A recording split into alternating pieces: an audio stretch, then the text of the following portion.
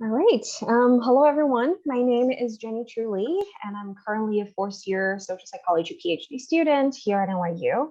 I'm very excited today to be introducing our speaker, Dr. Monica Bell. Dr. Bell is an associate professor of Yale Law School and an associate professor of sociology at Yale University. Dr. Bell uses various techniques for analysis, theory constructions, with a particular emphasis on qualitative methodology and inductive theory building. Her work centers the voices and perspectives of people who experience legal exclusion and oppression. Dr. Bell's areas of expertise include criminal justice, welfare law, housing, race, and law. Her work is not only dynamic and insightful, as we can all see from the selected reading this week, but her work is also broadly influential. Dr. Bell's work has been published in many top-tier peer-reviewed journals, as well as several popular outlets. As a quantitative social psychologist studying this relationship between racial dynamic, interracial dynamic, and neighborhood policing myself, and I'm thrilled that Dr. Bell is joining us today to present and discuss her work on race and place and all things urban studies. So let us welcome our speaker today, Dr. Bell. Dr. Bell, feel free to take it away. Sure. So first of all, thank you all so much for inviting me to be a part of this seminar. I've been avoiding I'm on leave this year, and I've been avoiding doing a lot of talks and things like this, but I have such admiration for the work that goes on at NYU with respect to urban studies. And so it's just a really great privilege to be able to be in conversation with you today. So what I'm going to do, and I'm about to share a screen in a minute, but what I'm going to do is not talk about directly the paper you read, but talk about an article that largely about a law review article that flowed from some of the analysis I was trying to do in the Located Institutions paper. That article's published, but I want to talk a little bit about that in terms of a research agenda.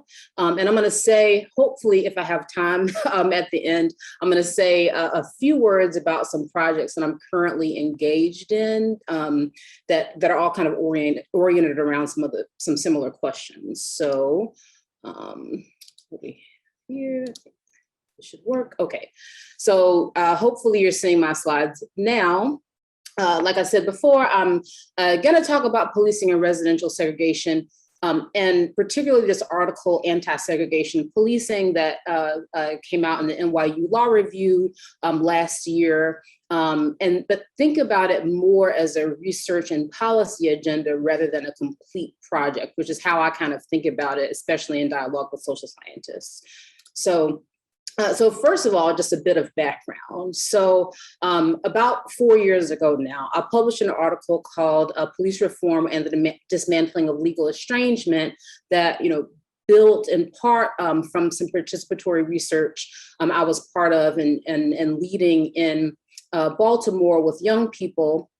I kind of developed this concept for thinking about some of what sociologists and criminologists call legal cynicism, but more from an institutional standpoint. So instead of thinking about why do people have attitudes that are, or cultural orientations, as some people have written about it, that are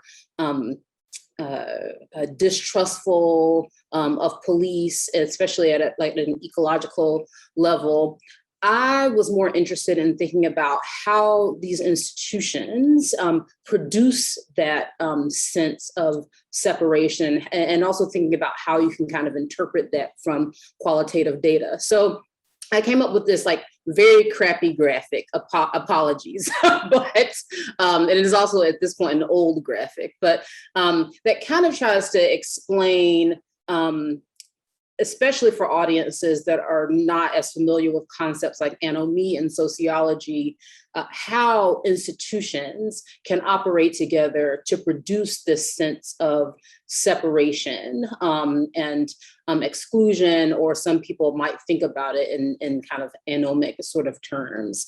And at that time, and this is continued in this work, but as I'm kind of I'm at a weird precipice in which, I'm like going through the tenure process right now. So I'm thinking very much about like what work is going to look like later. And I think actually policing is going to be less central, but I can talk a little bit more about that toward the end of the talk.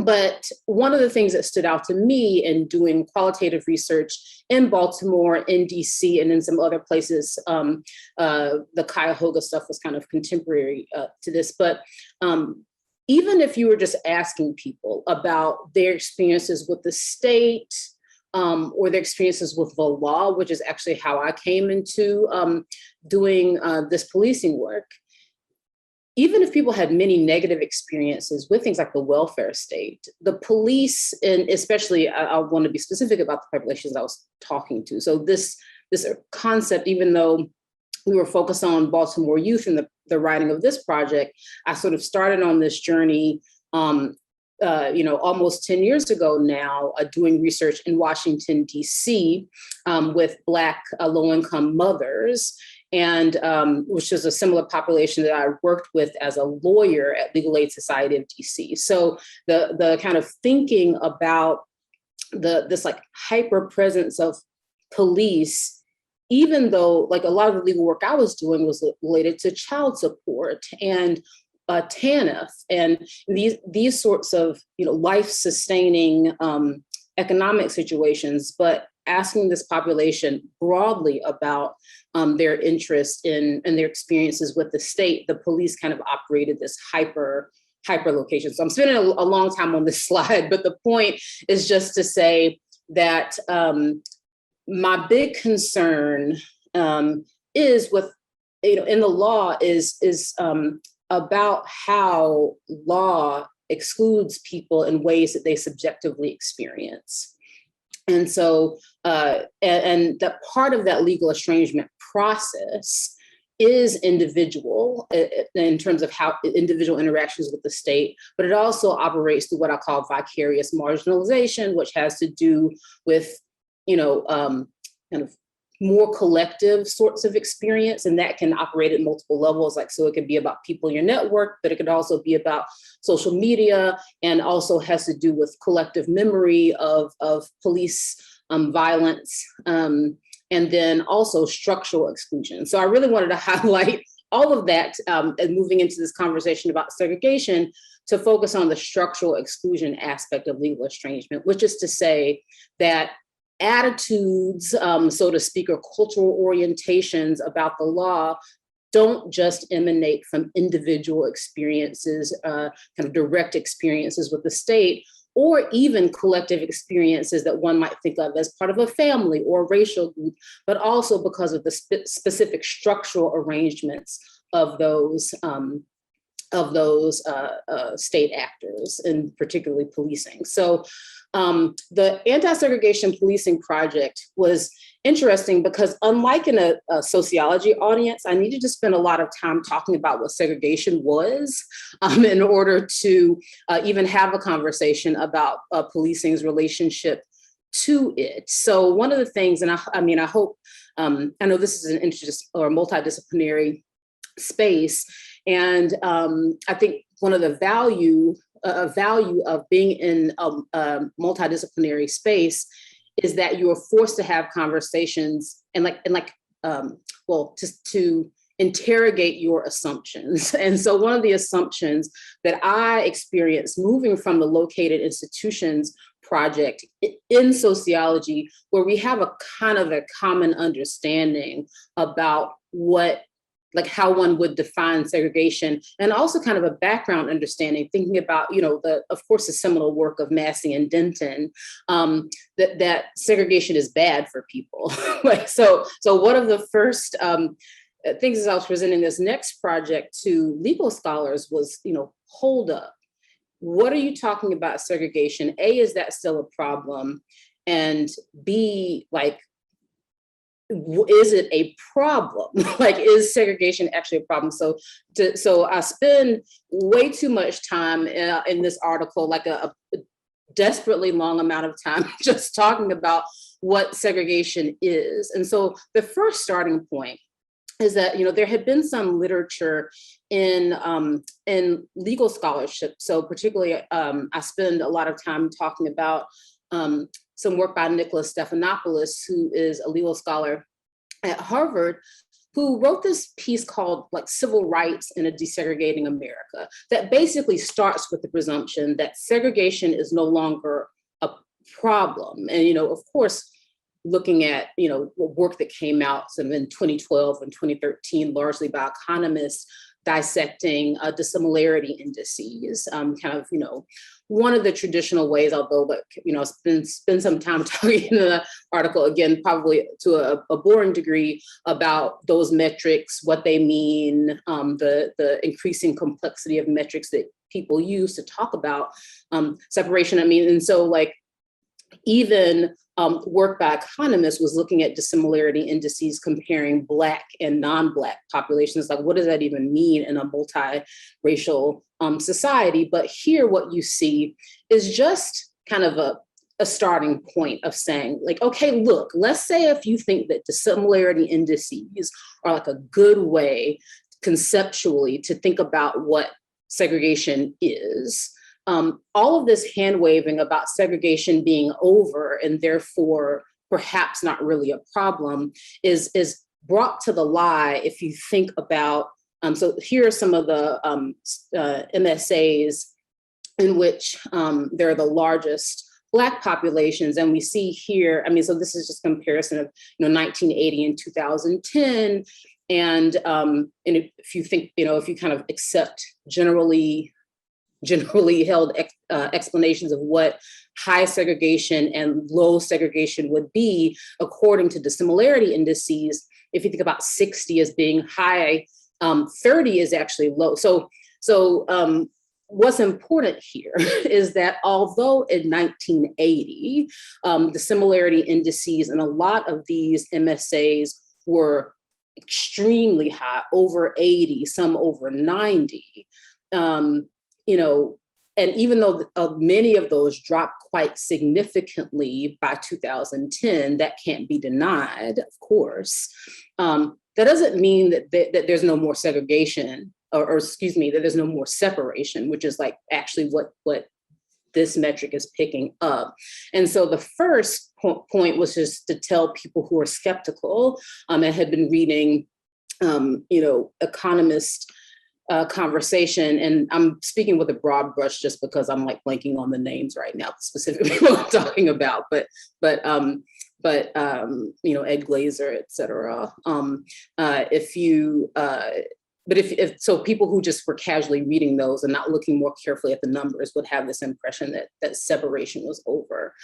So I spent some time in the book or in the article engaging more broadly conceptually with what segregation is, the type of segregation that we should be concerned about as a public policy matter. So that is not mere separation. So, even though we talk about similarity indices, the broader point is to say that separation is only a small part of what one might think about as segregation. And then there are all these other pieces. And this, of course, relates very much to Massey and Denton's work on, especially the separation and concentration portions of that sort of argument. And of course, this is drawing upon the kind of deep sociological work by people like William Judith Wilson and Pat Sharkey and et cetera on what segregation means with these first two pieces. But then there are normative components of what segregation has to mean that aren't just about the things you can measure. So part of this definition of residential segregation is subordination. So you see here, part of the definition is in order to establish and reproduce hegemonic racial hierarchy. What's the point of talking about subordination here is that you could have separation and concentration and not actually perhaps have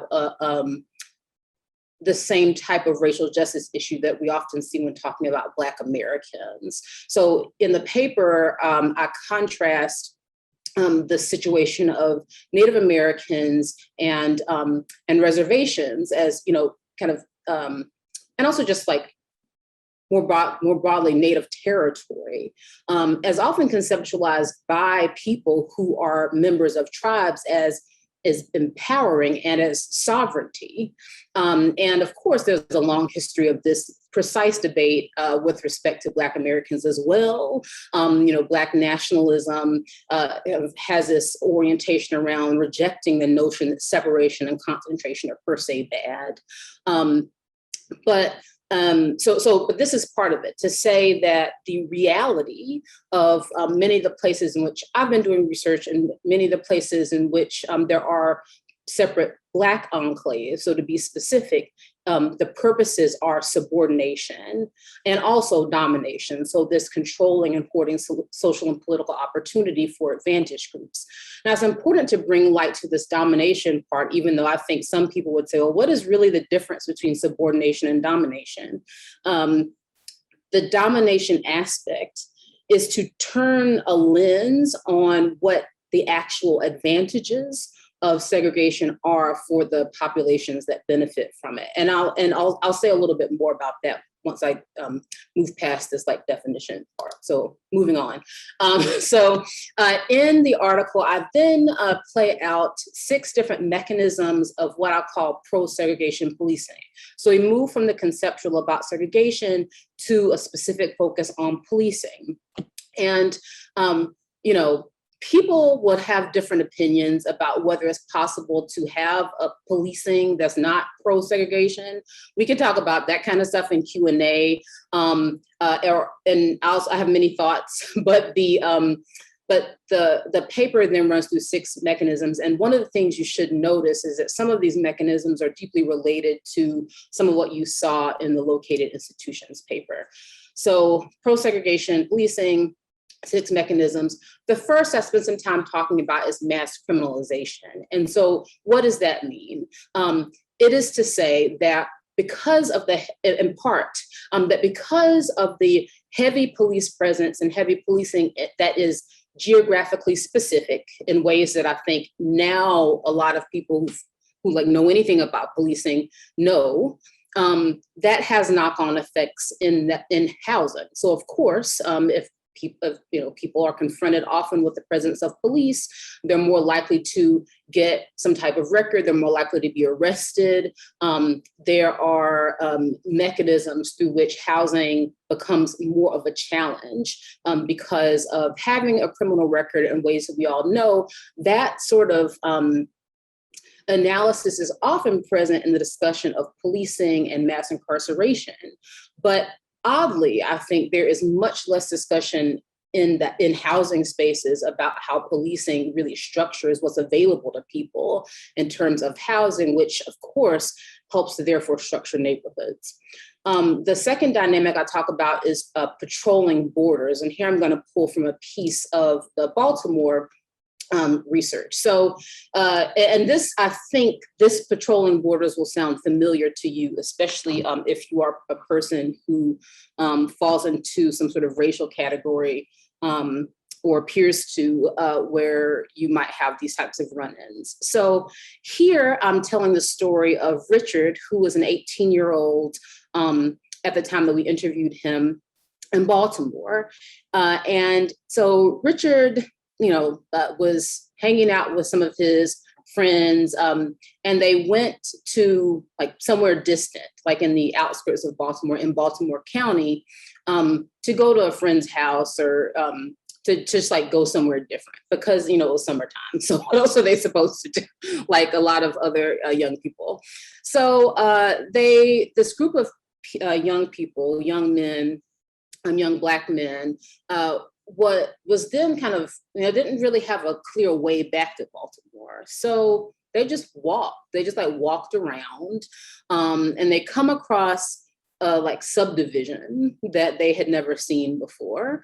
And, despite their awareness of how much they stood out, they were very curious about these houses with pools. And so, Richard says, they had pools and stuff. We didn't know pools was out there. We didn't know how nice it was. So he was just looking around, just looking, just roaming the streets, just looking at everything. So this is what, young people do, look at new things with wonder. And Richard actually had particular interest in becoming a real estate. He actually mentioned to the interviewer that he would be happy to help her find a home in the future. Like, this is like his goal in life. And of course, what might you imagine happening when white people who live in this neighborhood see a group of young Black men, teenagers, walking around looking at things? Like, it looks suspicious to them. So of course, someone calls the police. Richard says, I guess one of the neighborhood watchers was noticing us. And what happens? A police officer shows up. She's a woman. She asks them for information about themselves and asks them what they're doing there. Checks them out. I guess sees there's nothing wrong and lets them go. So and was apparently, according to Richard, very polite.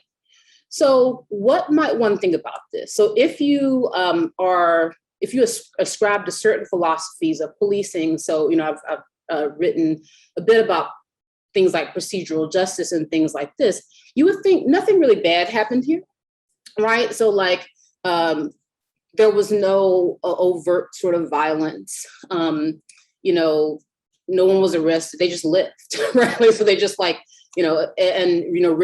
lives to tell this story to us. But at the same time, the message sent to him was very clear.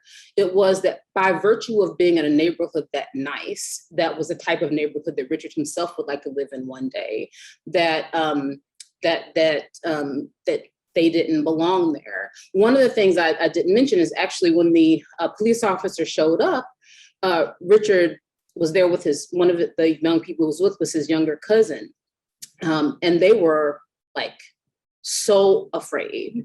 Richard tells his cousin, like, don't worry, if they need to take someone, I'll let them take me, and you'll be fine. I mean, these are the types of negotiations that Richard had to go through because of this sort of experience. And so this deployment of police to seal off borders to certain types of neighborhoods is a fundamental way. And I talk about this actually a little bit in the Located Institutions paper when thinking about the case of Lakewood and their patrolling of borders that actually led to a lawsuit.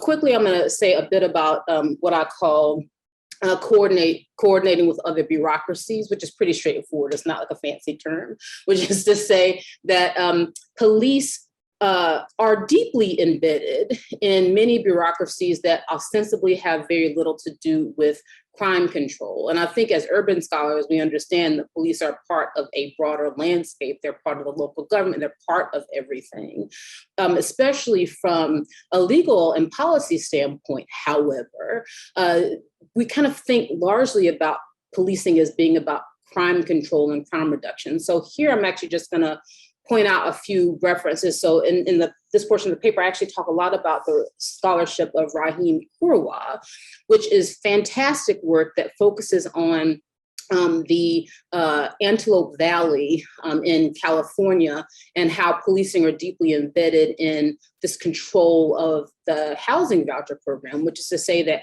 housing choice voucher recipients were moving to the Antelope Valley, to these various suburbs, and policing was basically used to expel them in ways that have resulted in lawsuits.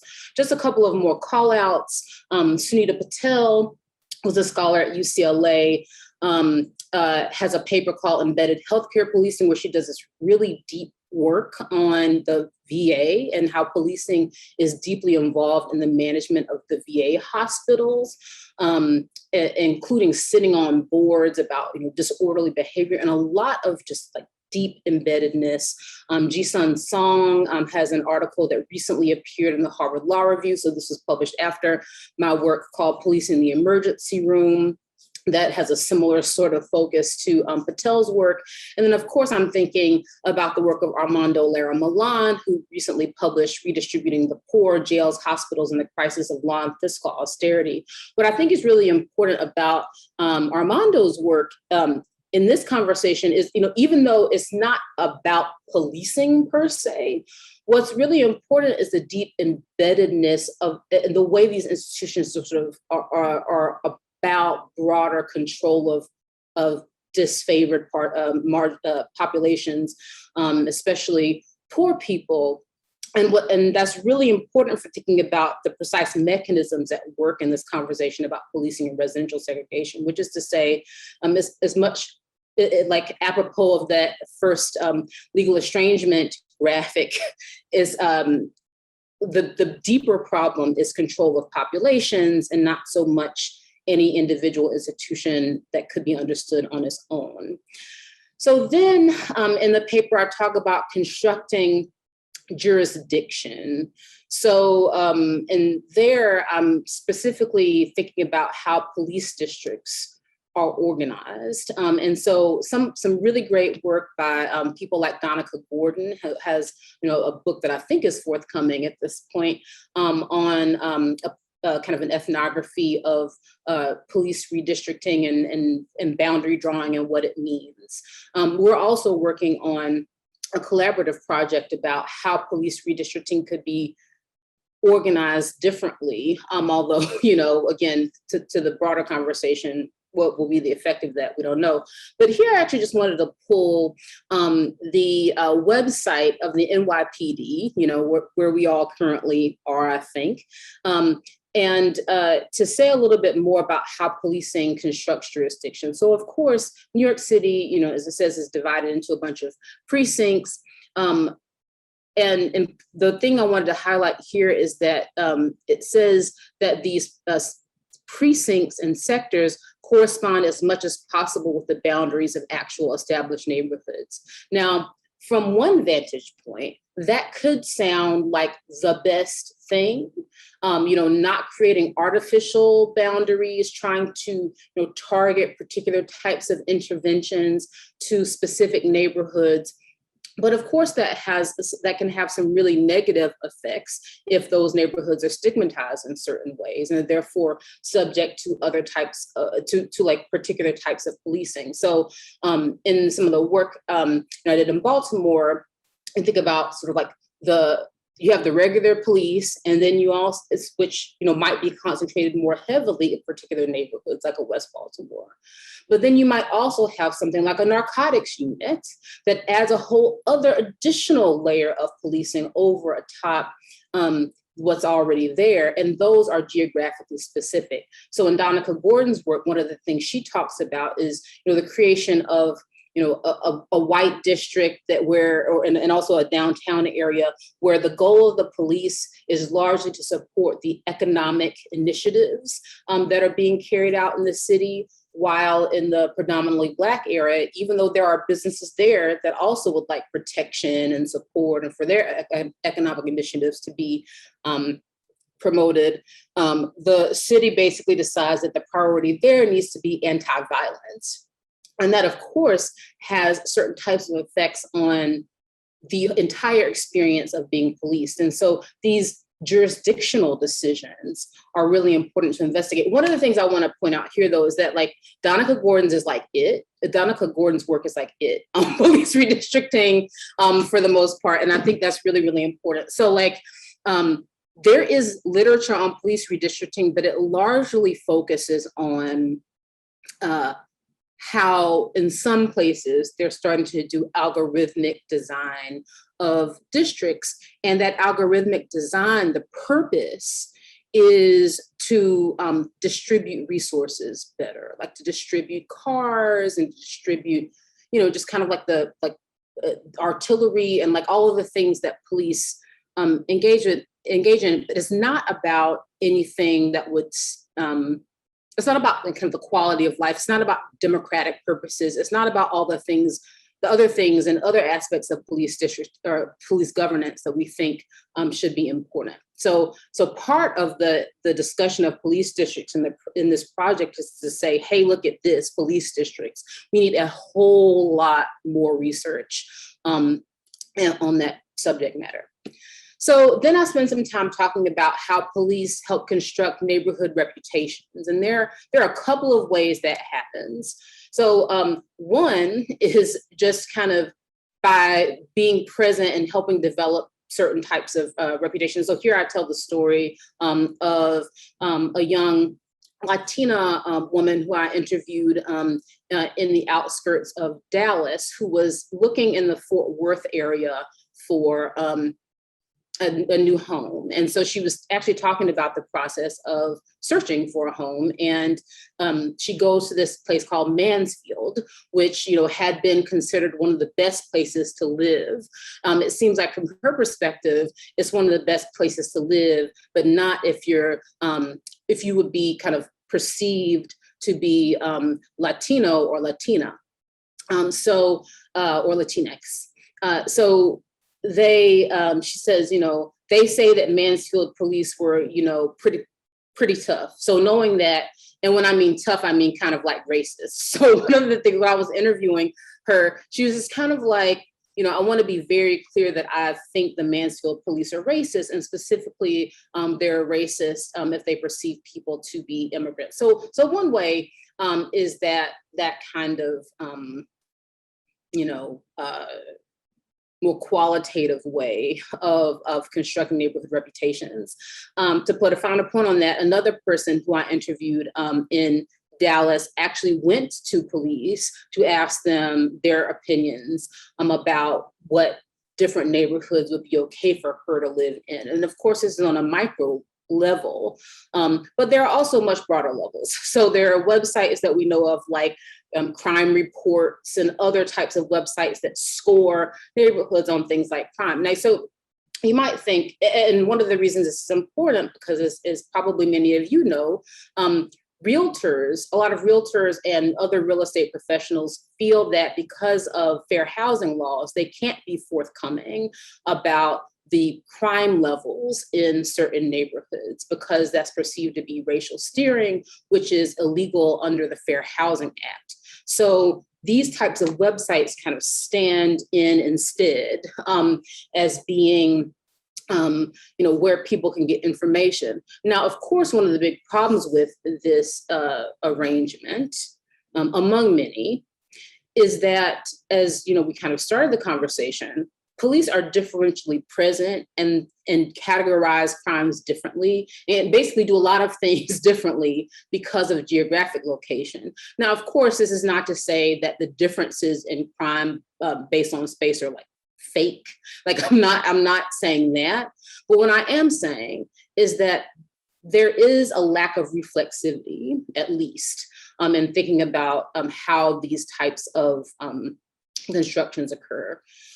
Probably for me, the most important and or one of the most important aspects of this pro-segregation policing is actually this final one.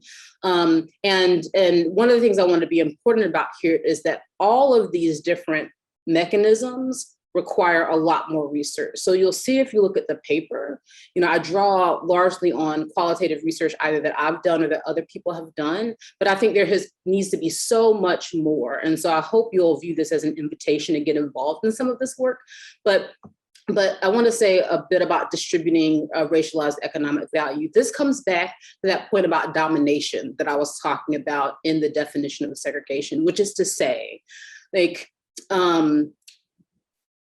white people get something, and not just white individuals, but white communities writ large get something out of this type of kind of deployment of policing. And so here is just one example, and I'm going to tell you about another one that was kind of a big wake-up call for me. So actually, you see this example in the Located Institutions paper, but I think just kind of framed and talked about a little differently. So as I mentioned there, I interviewed, we interviewed, I didn't do this interview, Anne and Ron.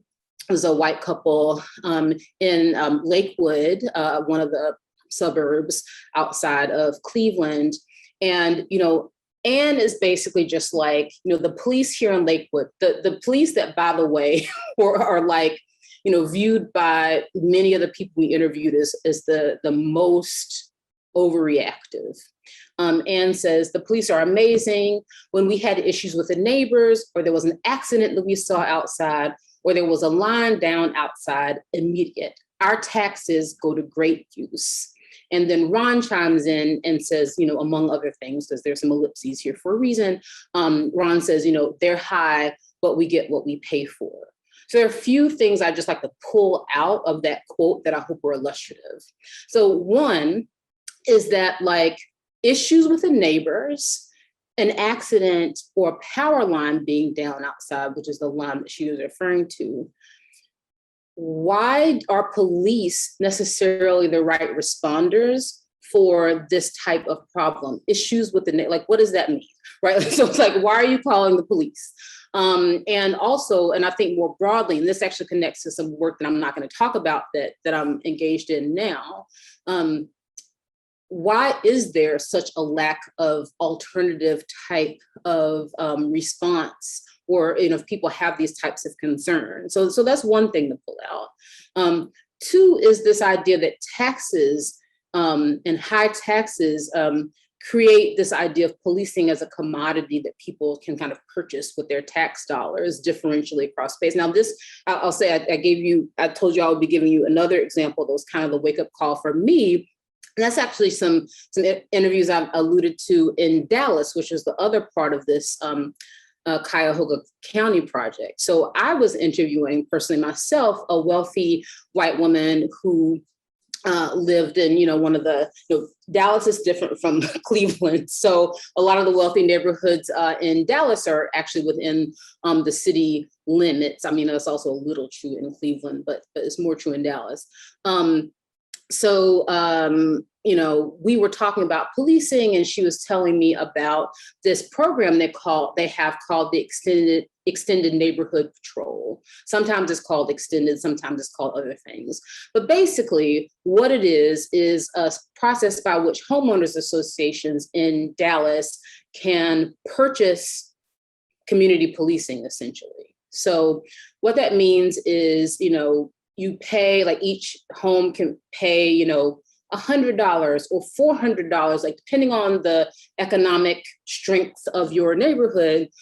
Each household can pay for a certain amount of additional time. And if you buy into the Extended Neighborhood Patrol program, if your neighborhood association does, then you get a designated officer. You get a direct cell phone line to that officer. They're wearing their uniform all the time. So even if they're not officially on duty, it's actually managed and run by the Dallas Police Department. It's a way to channel those super valuable police overtime hours. And here's the other thing, they do all kinds of things. They aren't just patrolling and they aren't just available to you. They'll do a security audit of your home. They will, if you're out of town and you can let the officer designated to your neighborhood know, and they'll make sure that someone picks up the mail every day so it doesn't look like no one's home. These really deep, intensified sorts of services that are lovely, but are distributed very unequally. And so, and here's what's really important. In Dallas, neighborhood associations are well aware of of how this affects housing or how they think at least it affects residential selection. So they think that by having a neighborhood where you have extended neighborhood patrol and it has a certain number of hours or a certain type of relationship, it's actually something that they use to market different neighborhoods to people. So this again is a really direct, but often rarely discussed way in which policing and residential segregation could be reinforcing, or policing could be reinforcing this segregation. So, so finally, I want to say, finally is an overstatement, but I'm going to say a little bit about whether policing can be anti-segregation.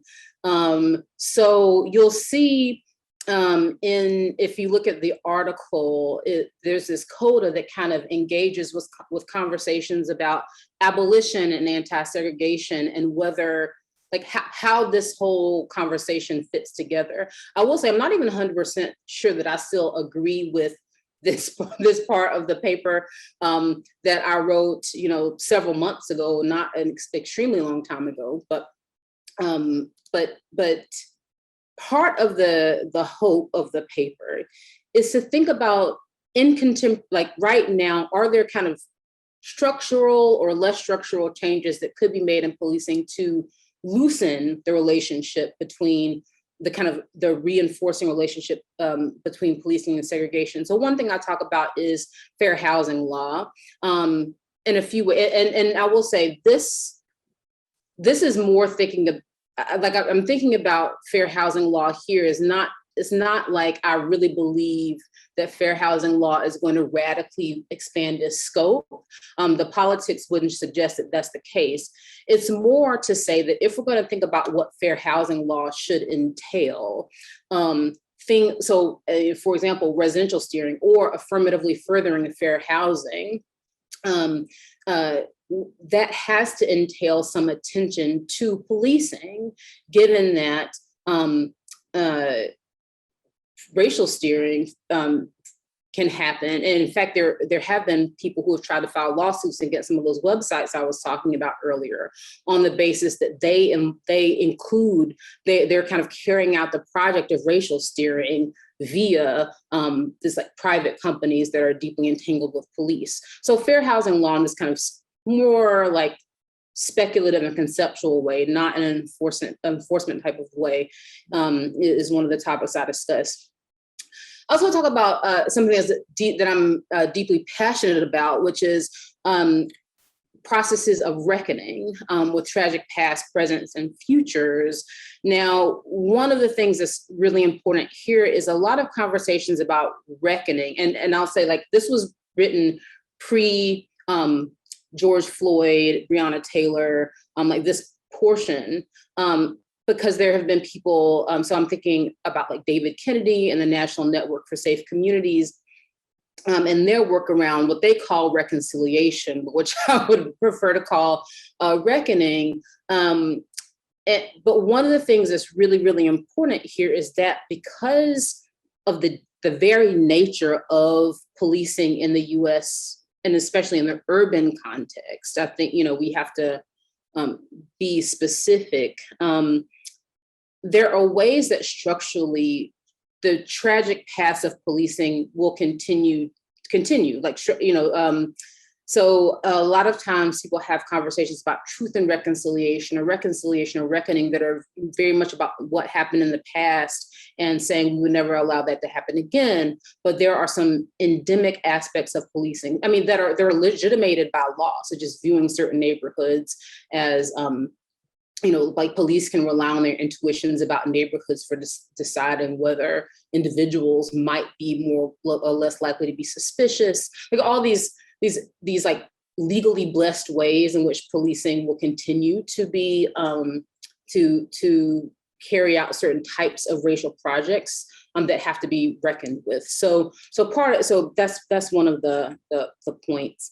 As I alluded to earlier, I'm super interested in this problem of police districts and whether they could be reconceptualized to be less segregationist. Now, in this joint work with Donica Gordon, one of the things we're talking about is like in the criminal justice space, there has been a lot of focus on like democratizing the criminal justice system. There's all this, and now it's been years. There's people like David Sklansky writing about like democracy and the police in 2005 and in 2008. But there's much more recent work on this democratic project.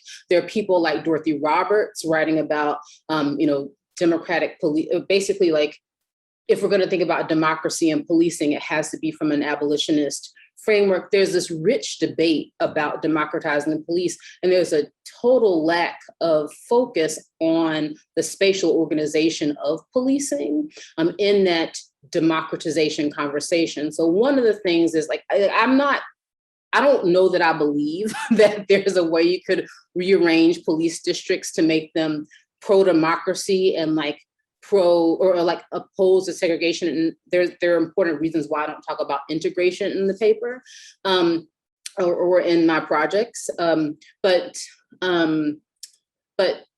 so the work is conceptual, to actually think about what it would mean to have a democratic approach to the spatial organization of policing. And then this final proposal is probably the most overtly abolitionist one, which is to say, there is this ethos in policing that if there is a crime or a harm, if there's a call, I'm not going to say a crime, if there's a call, like if they are called upon, there is a need to respond, even if they think that there's probably not anything happening.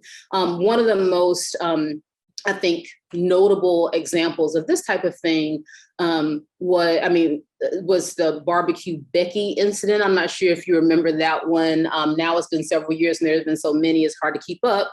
But, one of the things about the barbecue Becky incident that stood out most to me is that the officers who showed up were like, they didn't show up quickly, right? Like they were like, this is not something that we really need to respond to, but we respond to everything.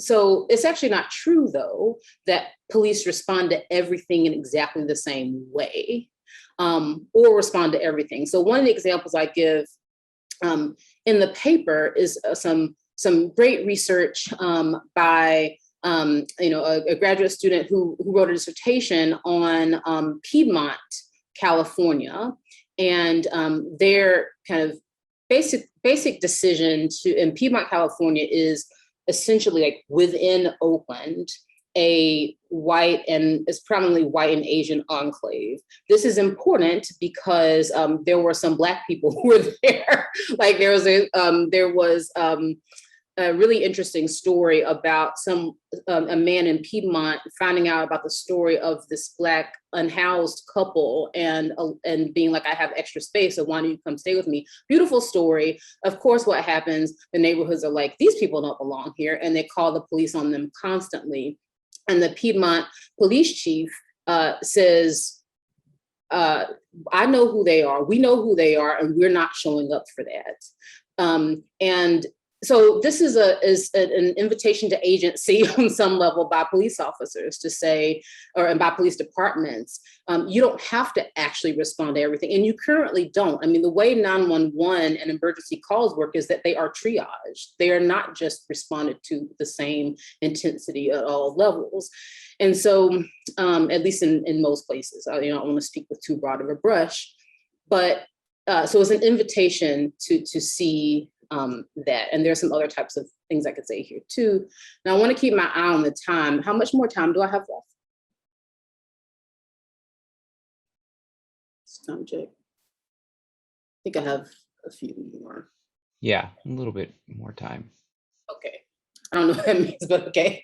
So I'm gonna, I wanted to say a little bit about a couple of other projects that are more kind of currently being worked on. This one is actually pretty done, but I thought maybe this would be helpful. So one of the things that in a forthcoming paper in the Journal of Economic Perspectives is called Next Generation Policing Research, 3 Propositions. And so I'm going to tell you about what the 3 propositions are.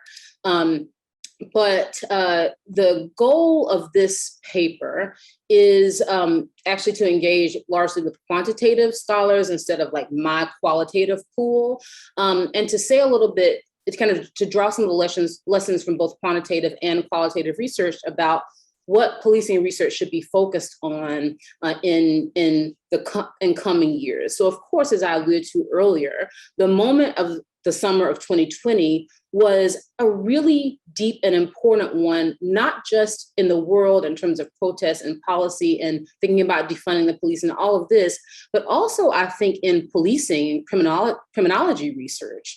One of the things that was very disturbing to me as someone who was observing all of this is like the role of evidence-based, like the social science role, people who've been studying policing saying, well, if you defund the police, this will be what happens. And I just don't think we actually know enough about the world that was being proposed to make those types of statements.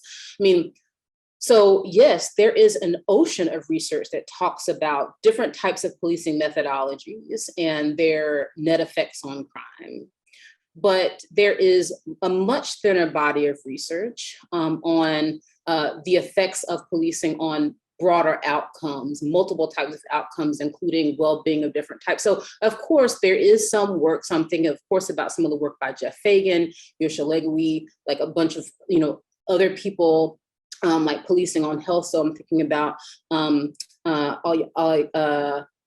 Ali Sewell, I think I might be mispronouncing their name, but there is work on the policing and all these other outcomes, but that is actually a very small part of the work, whereas there are oceans of work and many people carrying on about policing's effects on crime without that deeper context. And so that really, we need many more researchers, both qualitative but also quantitative, thinking about the metrics, examining different metrics, like doing that sort of hard work to help shift the policy conversation, because it exists, but it is just not on balance what is being focused upon. Second, I talk about how the new public safety research should evaluate policing alternatives. This is also really important and challenging, because especially for quantitative research, but actually not just quantitative research. I think, as a qualitative researcher, studying some like quirky community-based organization that might just be seen as a thing on its own, as opposed to studying police, that the incentive structure in the research space has devalued the type of work that could be transformative for some of the conversations we're at. So there's a way in which social science is not speaking to many aspects of the moment. And so that's one proposition. And then the final talks about how public safety research should move beyond the study of racial disparities to investigate the effects of racism on crime and harm and all other sorts of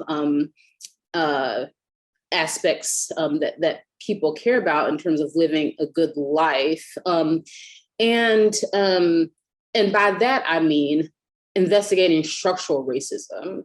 So, and that can mean lots of different particular sorts of metrics, but there is so much focus especially in the kind of the economics quantitative world. I think in sociology, we like are better. But there has been so much focus on racial disparities that is deeply decontextualized and doesn't take account of structure. And so those are some of the most important propositions. And I'm actually gonna, I really wanted to say, I'll say one quick word about this new project, which is where I'm spending most of my time.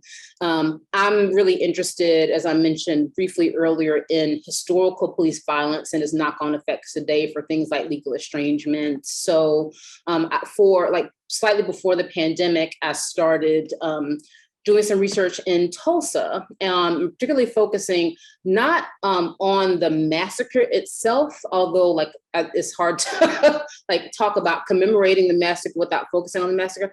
I'm super interested in the centennial commemoration process and how certain frames emerged in that process that have fought against efforts to have things like both monetary reparations and also what I call democratic reparations in this paper. I don't have enough time to talk about this, but I just wanted to mention if one can think about an arc between where I started the conversation with legal estrangement and the segregation work, and also this new work on democratic repair in Tulsa, I'm really fascinated and concerned with how do we both describe in a more analytically and conceptually accurate way the situations of people living under conditions of marginality in many forms, but also like how do we move from that to thinking about what solutions seems like too thin of a way, but what should our normative commitments be exactly in shifting and responding to those processes of what I would call estrangement. Okay, I'm gonna stop there and I look forward to conversation.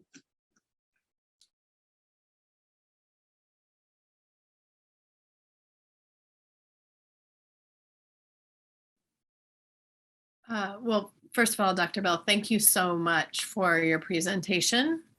And I hope we didn't rush you by not having a precise time handed to you for the Q&A, but we usually start the Q&A about right now. So we'll invite others to jump in. But before we do that, let's give Dr. Bell a hand, please.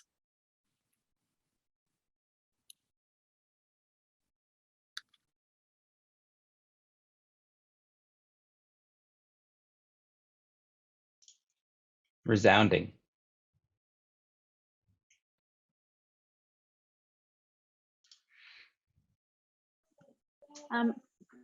Hi, Dr. Bell. I have a question. Thank you so much for your presentation. A lot of food for thought here. I really appreciated how you broke down definitions of segregation and separation, and also how you sort of laid out the different mechanisms of pro-segregation policing. This might be somewhat of a clarifying question, but I'd love to sort of hear you extrapolate a little bit more about the kind of two-directional relationship between these policing practices and segregation, because I think when you think of sort of pro-segregation versus anti-segregation, I think my first thought is the ways in which policing practices are reinforcing segregation, but I kind of wonder also about the opposite effects. So the ways in which segregation may be used implicitly or explicitly to justify certain policing practices. I'm really interested in sort of both directions of the relationship, and I was wondering if you could sort of talk a little bit more about how those mechanisms are operating in those two different ways. Yeah, so thanks so much for that question. And also thank y'all for sitting through this. I know how oppressive Zoom talks can be. So yes, that question is really, so one of the things I think was really clear, important for me to make clear in the project is that I'm highlighting the relationship, the kind of like reinforcing relationship of policing with segregation, with almost an understanding that to me it seemed obvious that segregation would be perceived to have certain types of effects on policing. So if we think, for example, about one of the examples I gave, which is like districts. I mean, districts are simply laid atop currently segregated space. So and often other sorts of districts are designed in exact kind of similar ways. Maybe I shouldn't say design, they follow the same lines as some of the pre-existing districts. And of course, like because of the deep kind of racial structures that are embedded into policing, I mentioned some of the at least one of the Supreme Court opinions that legitimates seeing certain types of neighborhoods as suspicious, as being more likely to have suspicious people in them. This is all possible because of the currently segregated landscape. And then there are things like economy. So thinking about Cuyahoga County, the place that you read about, there's Cleveland and there are all these suburbs. And the arrangement in Cleveland, of course, is one of those relatively, with some messiness, it's one of those relatively traditional, Midwestern, predominantly Black, disinvested cities with some suburbs surrounding it, some of which, like East Cleveland, are also dispossessed, but some of which, like Lakewood and some of the other places I talk about, are like white suburbs with a lot of resources. This matters a lot in terms of who people are able to hire to be police officers and the type of policing people experience. There's like the economic arrangement of cities and suburbs are part of the landscape of segregation, going back to that subordination domination stuff, is part of the landscape that yields certain types of differential policing. So there are like myriad ways, I think, in which segregation shapes policing, but those are just a few.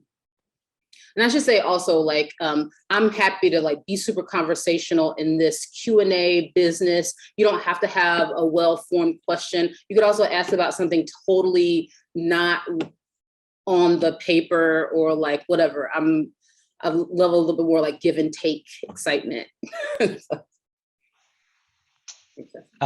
So thank you also, Monica, that was really amazing. I had a related question to what Jocelyn asked.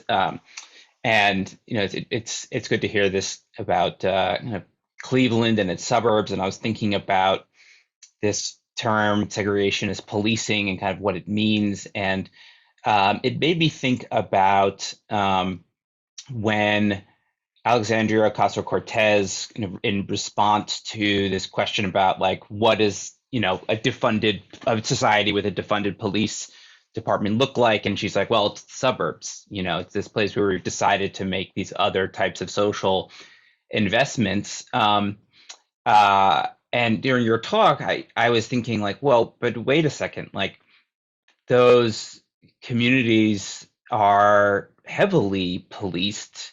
It's just that, they're policing the kind of social and municipal borders of those suburbs, not generally the residents. And of course, caveats aside about which types of suburbs we're talking about here. I'm wondering if what are your thoughts on that? Yeah, I mean, I adore AOC, from like a, political standpoint. It's like, I know we're supposed to be like objective social science or whatever, but like, love AOC. I was really appalled with that particular sort of statement because it obscures not just the fact that police there are really engaged in border patrol, but also alluding to kind of what I was talking about in the distributing racialized economic value piece. They're just performing lots of different services. I mean, I interviewed someone in Dallas who told me this really interesting story. I mean, and it was too many details to get into, but I was basically spending a lot of time in this neighborhood where there had been like someone on the loose, and the community was so interested in helping to find this person that, they were talking about baking cupcakes for the police officer. Like, it was like the role of policing is radically different depending on, like, if we're thinking about the iconic sort of suburb that I think we are having in mind with what AOC was saying. That's one thing. It's like, so first of all, it's border patrol policing. That's harsh. Second, it's different types of policing. And third, it's actually different technologies of policing. So in places with many resources, the technology of policing can be different. So it means something different to people when they see armed officers strewn about versus, or in addition to, the kind of surveillance technology, which is more of the preferred type of tactic in a place where you don't want it to be super obvious that there are police watching everything. So that I think was misguided, and also short change is another thing. I mean, this is a bit outside the scope of your question, but I'm just going to run with it and hope for more hands and more people wanting to say stuff.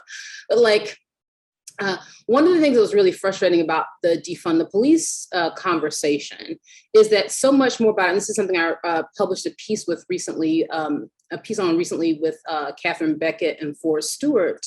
The point is not just to defund the police, but also to invest in alternatives to policing. What does that mean? Like, in a place where people are so wealthy, there doesn't need to be robust investment in alternatives to policing. It's like, actually, no, because I'm pretty sure a lot of these suburbs don't have a robust welfare state, don't have the types of, reparative investment in community-based organizations that is contemplated. All of that is contemplated by the defund the police conversation. And that is truncated by comparing the world of suburbs with the world that is actually imagined through things like defund the police, Black Lives Matter, et cetera. Campbell? Hello, thank you so much for this talk. I want to ask a question that sort of builds off what Jacob was asking about. I wanted to ask about sort of how you see the built environment or political boundaries affecting how policing works, and sort of particularly how segregated policing works differently in communities with like robust access to public transportation. versus places that don't have that?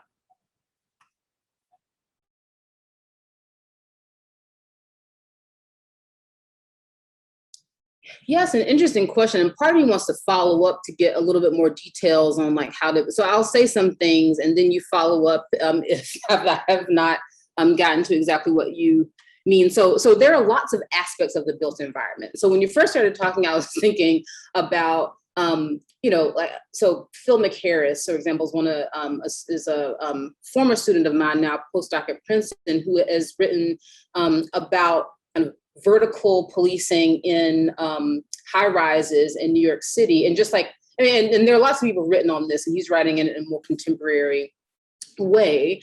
But like, so of course, the built environment in that sort of way, like verticality and like the structure of housing is of course deeply critical to how policing actually operates for people.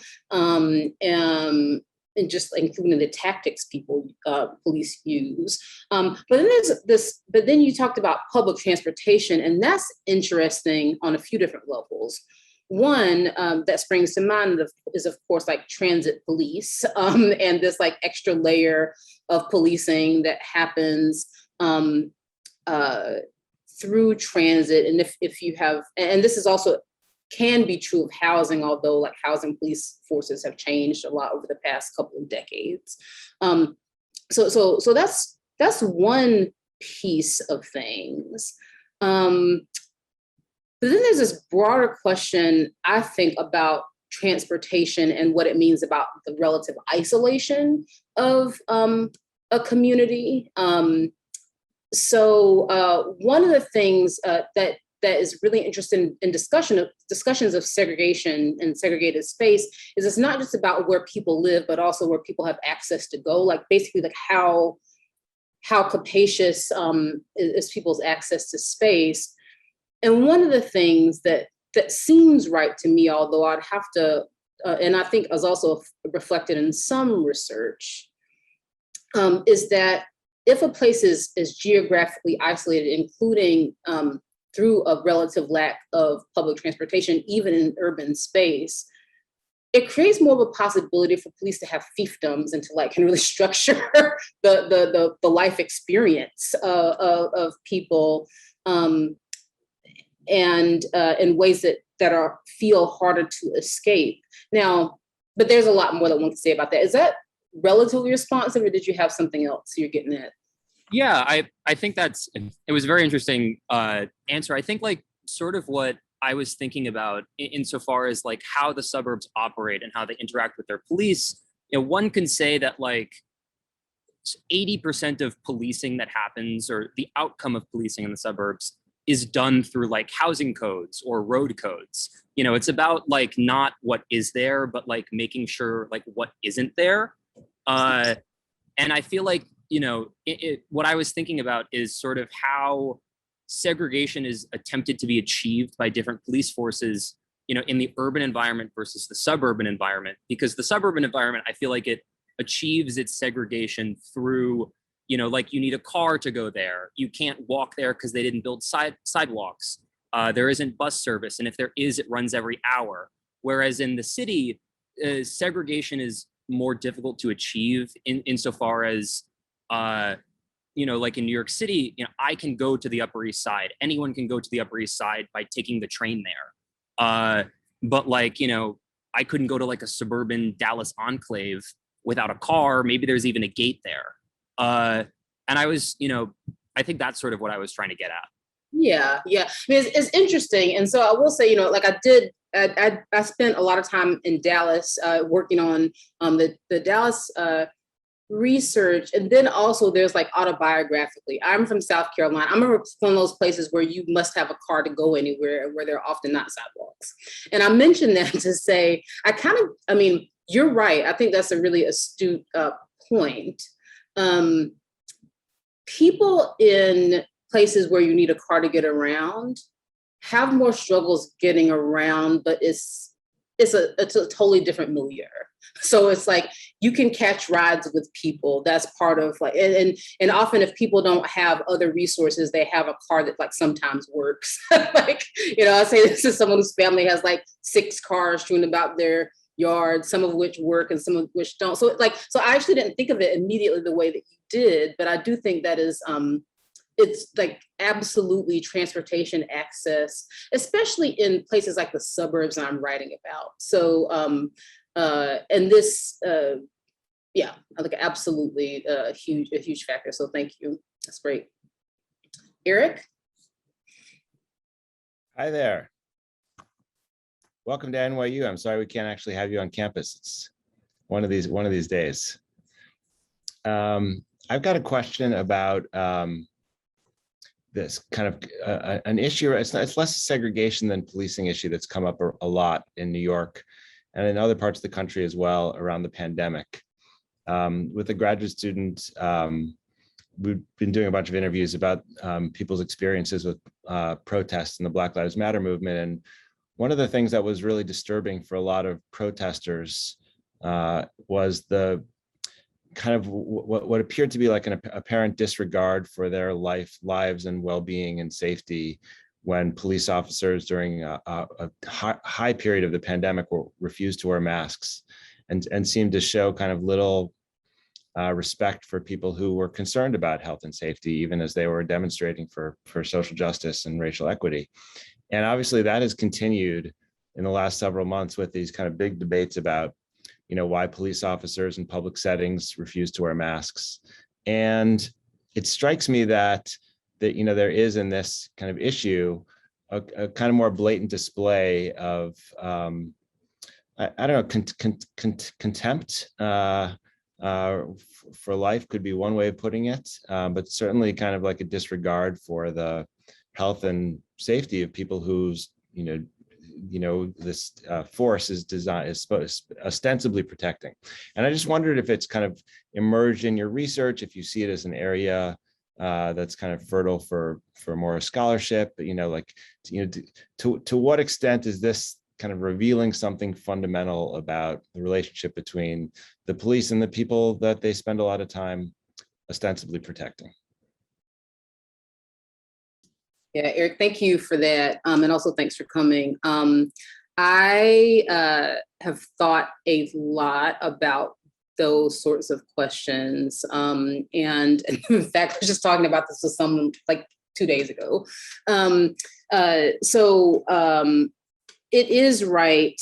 I think not just with masking, but also with vaccination, that's been a really difficult issue. I heard, although I cannot confirm, that something like, only slightly more than half of the NYPD has been vaccinated. And I'm not sure if that's fully vaxxed or whatever.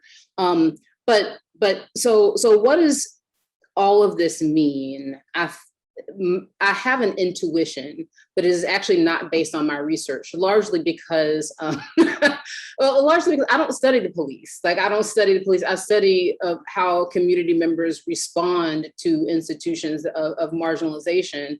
And I think in order to really understand what's going on here, you have to study the police a lot more closely. But there is some research. So I'm thinking about, scholarship like Philip Atiba Goff's work and the policing equity, the Center for Policing Equity, and some of that social psychological research, which discusses police and kind of this kind of like machismo, this like machismo problem. I think so. My guess and belief is that it's not just a policing issue. It's like being told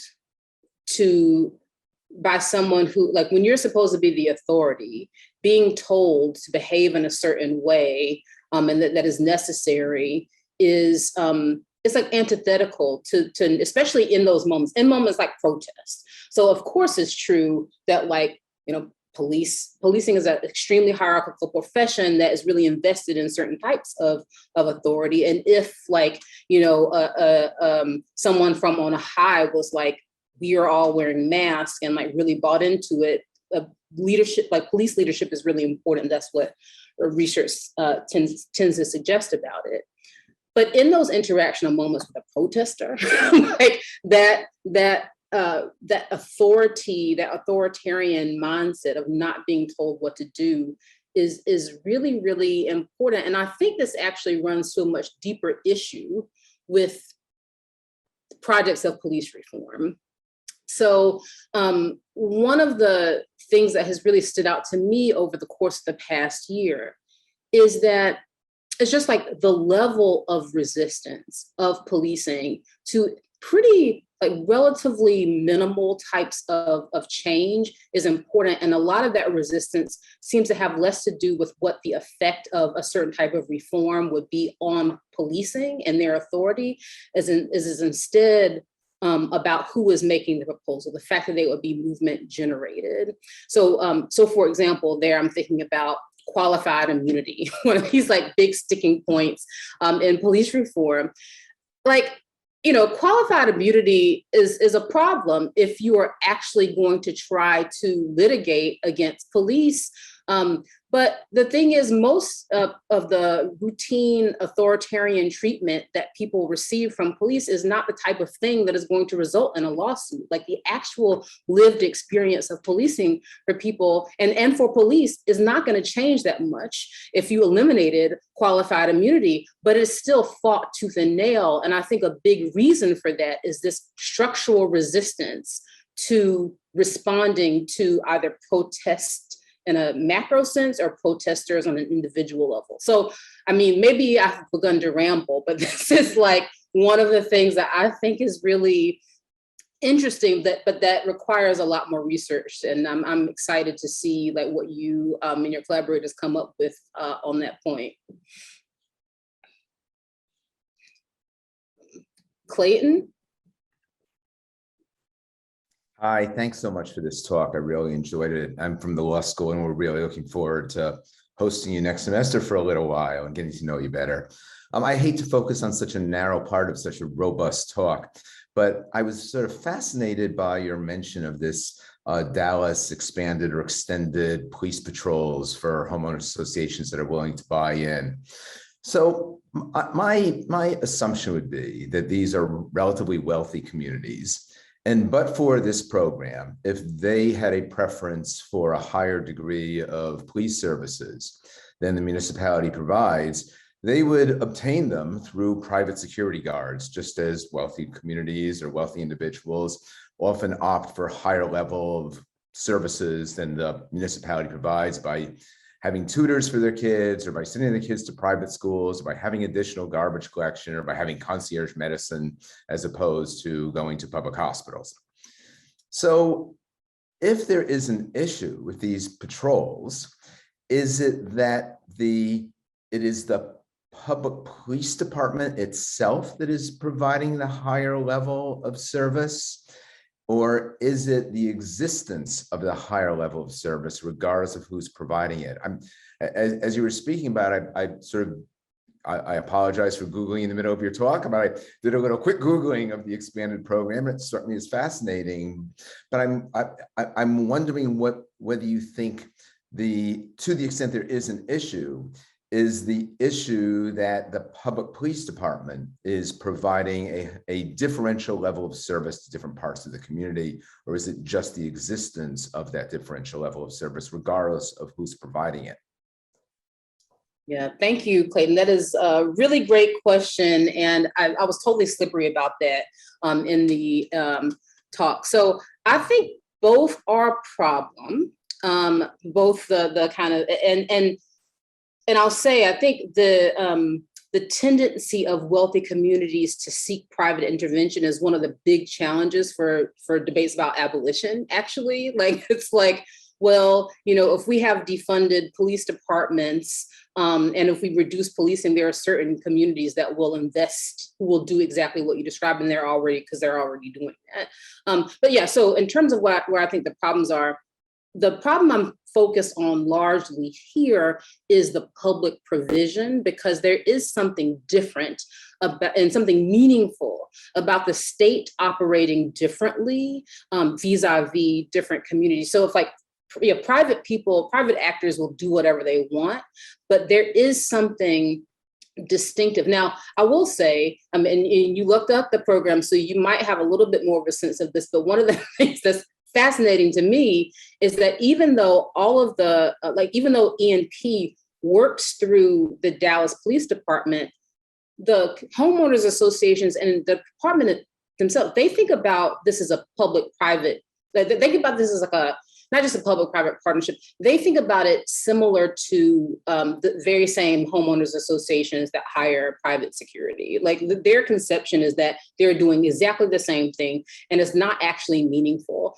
that the Dallas Police Department is doing it, except that it's just kind of like even more of a bonus in terms of it seeming legitimate, but they're not thinking about the project as different. So I'll say, so part of that, I do actually think the involvement of the state is critical and meaningful, but there is also this other kind of real problem, which is that like the existence of these additional services, it's harder to figure out exactly what to do about that. Like it's harder to figure out what to do about and you know, thinking about like Elizabeth Jo's her early work focusing on private police, and you know, one of the big challenges with private police forces and security guards, et cetera, is they're not regulated in the same way that public police are. So if you think there are some meaningful protections that the Fourth Amendment and other police regulatory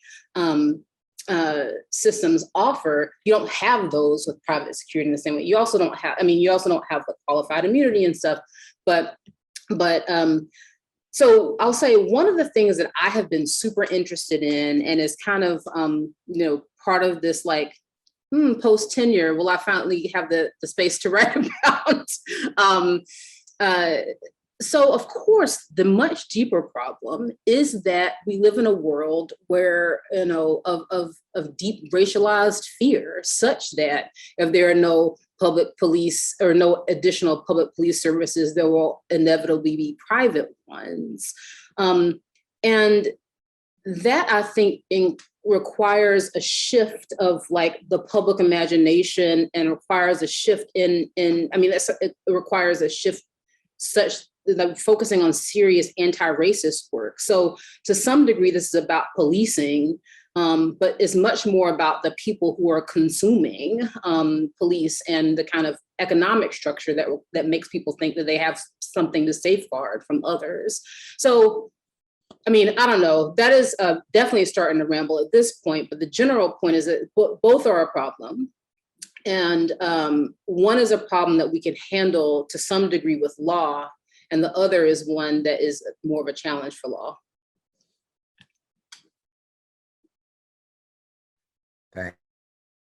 Thanks. Thank you so I much. look forward to speaking with you about this even more next semester. We want to thank everyone, and again, give Monica a hand for her presentation, very thoughtful responses and willingness to respond to these questions in such a deep way. So thank you so much.